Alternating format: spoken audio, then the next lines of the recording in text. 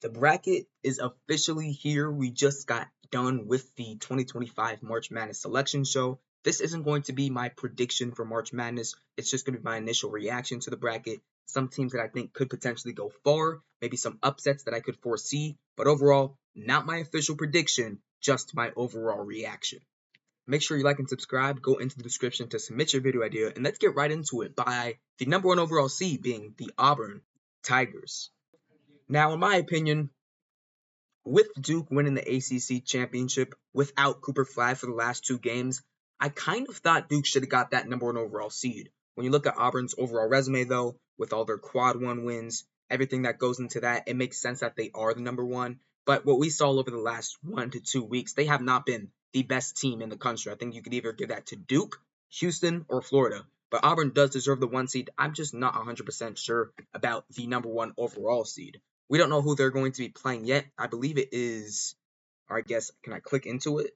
They play the winner of Alabama State and St. Francis, Pennsylvania. Obviously, whoever wins that game will not beat Auburn, so obviously they're a second round lock. But Louisville and Creighton in that second round, I think Louisville is massively underseeded in this. I believe that they should have been around 6th seed, possibly. I thought they should have been around the 6th seed, but they were put down to 8. If they won that ACC championship, you probably see them at a 5 or a 6. But yeah, that's very low seed for Louisville. If they do end up beating Creighton, which is what I believe will probably happen, that could be a really tough matchup for Auburn in the second round. Chucky Hepburn has been one of the best players in college basketball this season.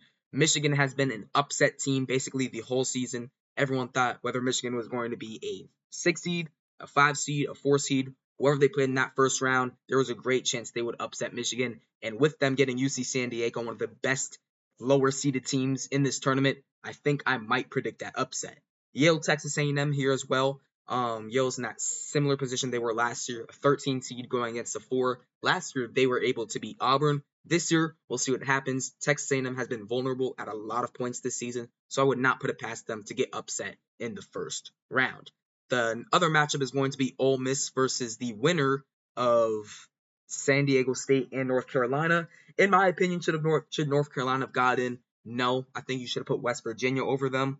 But yeah, they were talking about earlier on the show how if UAB beat Memphis in that championship AAC game and they stole a bid, North Carolina would have been out. But somehow North Carolina got the last 4 in. Should have been West Virginia, in my opinion, but whatever. The winner of that game, I think, could have a really good chance to upset Ole Miss in that first round. I don't think Ole Miss is the strongest 6th seed. But yeah, we've seen SDSU have or be up and down at times during the season. North Carolina is not the strongest seed. I don't believe that Ole Miss is an amazing team, and I think they're slightly overseeded. But with who they play in the first round, I believe they should be able to get out of the round of 64. Iowa State over Lipscomb, I think for sure. I know Iowa State is dealing with some injuries, but they should be fine. Marquette, New Mexico should be a really fun game. Obviously, Donovan Dent with New Mexico and then Cam Jones with Marquette, two of the best guards in the nation. And the Michigan State, they should be able to take care of business over Bryant. Now to the West. I'm actually going to go to the East. We're going to have Duke play the winner of American and Mount St. Mary's. Obviously, Duke should have that with or without Cooper Flag. I honestly would not put it past them to sit Cooper Flag for that first game. Mississippi State and Baylor should be interesting. Josh Hubbard, obviously, for Mississippi State, another one of the best guards in the nation. But Baylor, we know that team is pretty solid, and they definitely underperformed this season. VJ Edgecombe, Jeremy Roach, Norchad or Amir, they have a lot of solid pieces on that squad. I don't think they're going to be able to make a run because they are in Duke's side of the bracket. But if they were possibly put at a 7 seed or a 10 seed, who knows? But yeah, I don't really expect them to get past the round of 32. They could definitely beat Mississippi State, though. Oregon Liberty should be a very fun round 1 matchup. Liberty, another one of those really good teams that are lower seeded. And then Oregon, honestly, a dark horse for me. I think if they were put in maybe the Auburn bracket or put into the Florida bracket, they could make a run. But it's really tough to potentially get past Duke. Arizona, another dark horse for me. Guess could potentially be a really good round 2 game against Oregon, or potentially if they get upset in round 1 against Akron. BYU VCU should be a really fun game as well.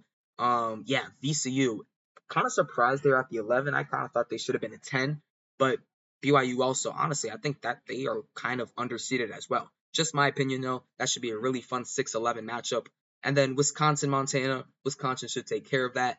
Vanderbilt, St. Mary's, crazy to see how Vanderbilt was just ranked, 1 to 2, or not, were they ranked 2 weeks ago? I don't know. They were about to be ranked 2 weeks ago. They were like right outside, and now they're all the way down as a 10 seed. I think they were part of the last 4 in teams. Pretty crazy right there. St. Mary's lost to Gonzaga in the championship. Makes sense for their seeding. And Alabama and Robert Morris. Now to the West. We're going to have Florida, Norfolk State. Give me the Gators in that one, obviously. And then UConn and Oklahoma. As you guys could probably see in the top, what is this, top left, top right, UConn fan. They're projected to win by 4.5. I don't know about that one, or that's the line. Jeremiah Fears is going to be a really tough matchup. I think he's a top 10 prospect in the 2025 NBA draft. UConn is going to have a lot on their hands with one of the best guards in the country. Memphis, Colorado State. I saw Memphis huddling around the 7 to 8 seed around most of the AAC tournament. Cool to see them get up to 5. They have a really good record and they have solid wins as well. Just their wins during the AAC conference play and tournament just weren't that strong, so I understand why they were put low, but I'm glad that they ended up at number 5. Maryland, or Colorado State, also at 12. I'm excited to watch Nate Clifford in this tournament because I think he can make some noise potentially against Memphis in round 1. And if they make that upset against Maryland or Grand Canyon in round 2, and if they make that upset, maybe we could see him against Florida in the Sweet 16. But yeah, Maryland's at 4. It's cool. I'm excited to see Derek Queen in the tournament. Grand Canyon made some noise last year. Can they do the same this year? We'll see. Missouri and Drake, another really good 6-11 matchups. There are a lot of good 6-11 matchups in this one. Missouri, Drake, BYU, VCU.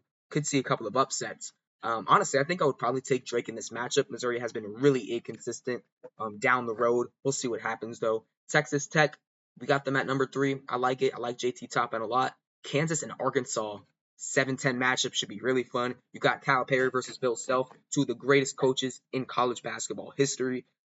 Honestly, if Boogie Fland is back, maybe I'll take Arkansas on that one. And then St. John's, the Big East champions against Omaha. In the Midwest, we have Houston versus Southern Illinois, I believe.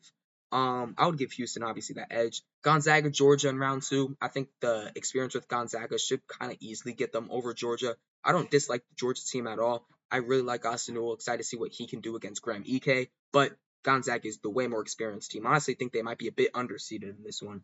Clemson, McNeese. You got Will Wade against Clemson. Clemson is probably my biggest sleeper team in this tournament in terms of potentially getting to the Final Four without being a top 3 seed. I like that Clemson team a lot. A lot of great components. Have great guard play and great forward depth and big man as well. Obviously, McNeese, we know what they do. The high-powered offense, the Will Wade, everything they got going on there. Speaking of high-powered offense, High Point against Purdue, another potential upset game. That 5-12 and 4-13 matchup could be very big. Illinois, the 6th seed, potentially going up against Texas or Xavier. Two teams that I was questioning whether or not they would make the field, but they did. If I had to guess, I think Xavier would win that matchup against Texas.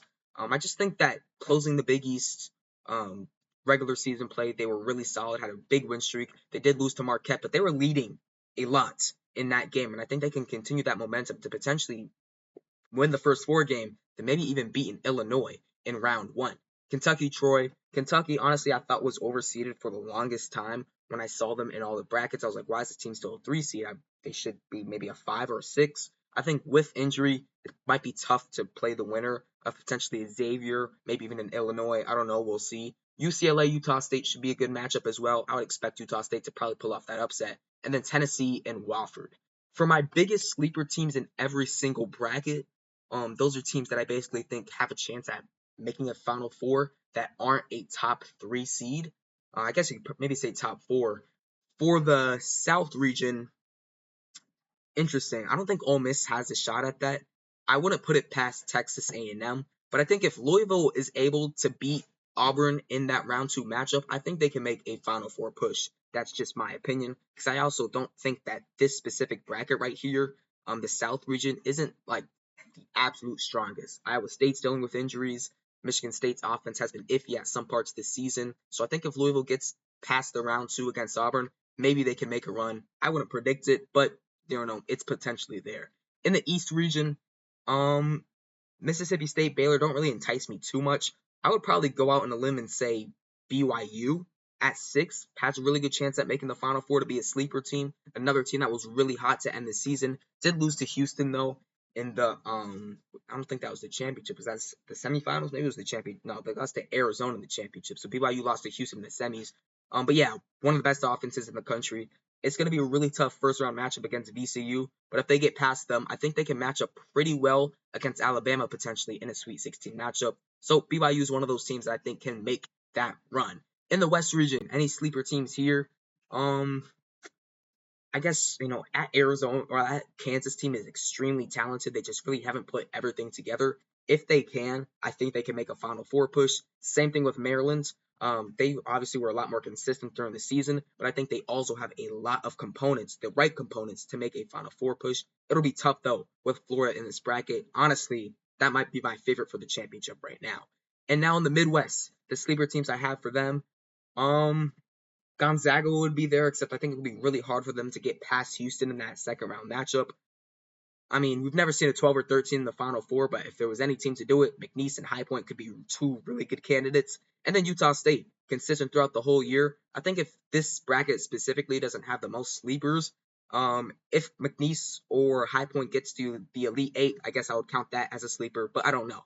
I guess you could say Clemson, though, because I said that earlier. But I wouldn't really consider them much of a sleeper. I'm not sure, though. So that's just my initial reactions to the March Madness bracket. Hope you guys enjoyed. Make sure to like and subscribe. I'm going to have my official predictions for March Madness after the first 4 games because I just honestly just want to see the actual matchups because I think we could see 11-6 upsets for sure. We see those every single years. But yeah, I guess it'll be out on March 19th or potentially March 20th in the morning because obviously we want them out before the games start. But yeah, those are my reactions. Hope you guys enjoyed them, and I'll see you guys next time. Peace.